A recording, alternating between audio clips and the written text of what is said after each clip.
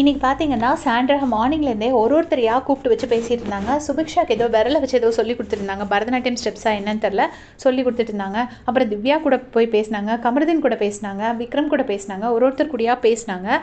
ஃபுல்லாக எல்லாரு கூடயும் வாண்டடாக கான்வர்சேஷன் வச்சுக்கிட்டாங்க. அஃப்கோர்ஸ் விஜய் சேதுபதி சார் சொன்னதுக்கப்புறமா அதை பண்ண தான் வேணும். அது பண்ணலைனாலும் நம்ம தப்பு தான் சொல்லுவோம்.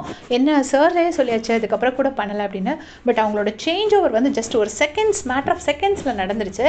எல்லாருக்கிட்டையும் அவ்வளோ ஹாப்பியாக இருக்காங்க. அந்த ஷர்ட்டையும் காணும், ஒன்றையும் காணும், ஃபுல்லாகவே வந்து ஹாப்பியாகவே இருக்காங்க. அது அவங்களோட சாய்ஸாக இருந்தால் கூட அது ஓவர் நைட்டில் சேஞ்ச் ஆனது.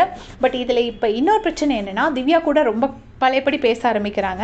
திவ்யா வந்து ஒரு லாஸ்ட் எப்போ சாண்ட்ரா விட்டு வெளியில் வந்தாங்களோ, அதாவது சாண்ட்ராவால் துரத்தி அடிக்கப்பட்டாங்களோ, அதுக்கப்புறம் தான் அவங்களோட கேம் கொஞ்சம் ஃபன்னாக மாறிச்சு. எல்லாருக்கூடையும் பேசினாங்க, எல்லாருக்கூடையும் மிங்கிள் ஆனாங்க, சண்டை போட்டாங்க, எல்லாமே பண்ணாங்க. சாண்ட்ரா கூட இருந்த வரைக்கும் ஜஸ்ட் அவங்கக்கிட்ட ஒரு தலையாட்டி பொம்மையாக மட்டும்தான் தெரிஞ்சாங்க. அந்த ஃபஸ்ட் வீக்குக்கு அப்புறமா நான் சொல்கிறேன். அதுக்கப்புறமா சாண்ட்ரா விட்டு வெளியே வந்ததுக்கப்புறம் தான் அவங்க கேம் நல்லா இருந்துச்சு. இப்போ பார்த்தீங்கன்னா திருப்பவும் சாண்ட்ரா கூட பேசி இப்போ 2 பேரையும் சேர்த்து கிச்சன் டீமில் வேற போட்டாங்க.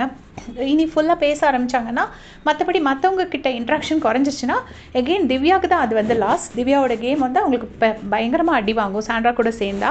ஸோ அதை அவங்க தான் புரிஞ்சுக்கணும். அதுக்கப்புறம் பார்த்தீங்கன்னா விக்ரம் வந்து அதை வந்து சூப்பராக சொல்லிட்டாரு. சாண்ட்ராவை வந்து அது என்ன, நாங்கள் எல்லாரும் சொன்னோம் அந்த பாப்பா பாட்டு அந்த இன்டென்ஷனில் பாடலைன்னு, நாங்கள் யாருமே சொல்லி கேட்காதது சார் சொன்னோன்னே ஒரே செகண்டில் அப்படி மாறிட்டாங்க. சாரே சொல்லியிருக்காரு, ஓவர் நைட்டில் ஒரே நிமிஷத்தில் திருந்தினவனை மட்டும் நம்பவே கூடாது அப்படின்னு சாரே சொல்லியிருக்காரு அப்படின்னு சொல்லிட்டு விக்ரம் சூப்பராக ஒரு பாயிண்ட் வச்சு சாண்ட்ராவை நாமினேட் பண்ணார்.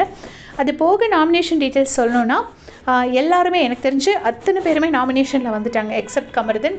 ஸோ இந்த வாரம் ஓட்டிங்கில் எல்லோரும் வருவாங்க அப்படின்னு நான் நினைக்கிறேன். பிக் பாஸ் இன்னும் நாமினேஷன் ரிசல்ட்ஸ் அனௌன்ஸ் பண்ணல, லைவில் நடந்துட்டுருக்கு. பார்த்துட்டு அப்டேட் பண்ணுறேன். தேங்க்ஸ் ஃபார் வாட்சிங்.